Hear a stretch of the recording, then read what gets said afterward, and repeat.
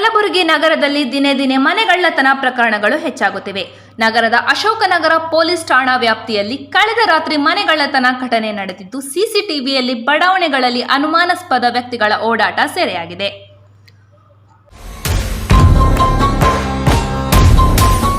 ಪಾರ್ವತಿ ಲೇಔಟ್ನಲ್ಲಿನ ಶರಣಬಸಪ್ಪ ಚೌಧರಿ ಎಂಬವರ ಮನೆಗೆ ಕನ್ನ ಹಾಕಿ 43 ಗ್ರಾಂ ಚಿನ್ನ ದೋಚಲಾಗಿದೆ. ಇನ್ನು ಸಿಸಿಟಿವಿಯಲ್ಲಿ ಅನುಮಾನಾಸ್ಪದ ವ್ಯಕ್ತಿಗಳ ಪತ್ತೆಗಾಗಿ ಅಶೋಕನಗರ ಪೊಲೀಸ್ ಠಾಣೆ ಪೊಲೀಸರು ಮುಂದಾಗಿದ್ದಾರೆ.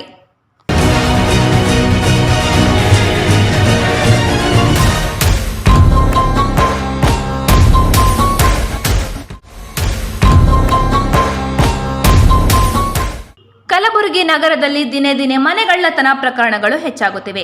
ನಗರದ ಅಶೋಕನಗರ ಪೊಲೀಸ್ ಠಾಣಾ ವ್ಯಾಪ್ತಿಯಲ್ಲಿ ಕಳೆದ ರಾತ್ರಿ ಮನೆಗಳ್ಳತನ ಘಟನೆ ನಡೆದಿದ್ದು, ಸಿಸಿಟಿವಿಯಲ್ಲಿ ಬಡಾವಣೆಗಳಲ್ಲಿ ಅನುಮಾನಾಸ್ಪದ ವ್ಯಕ್ತಿಗಳ ಓಡಾಟ ಸೆರೆಯಾಗಿದೆ.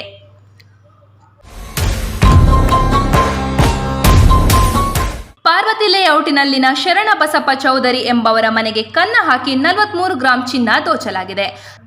ಇನ್ನು ಸಿಸಿಟಿವಿಯಲ್ಲಿ ಅನುಮಾನಾಸ್ಪದ ವ್ಯಕ್ತಿಗಳ ಪತ್ತೆಗಾಗಿ ಅಶೋಕನಗರ ಪೊಲೀಸ್ ಠಾಣೆ ಪೊಲೀಸರು ಮುಂದಾಗಿದ್ದಾರೆ.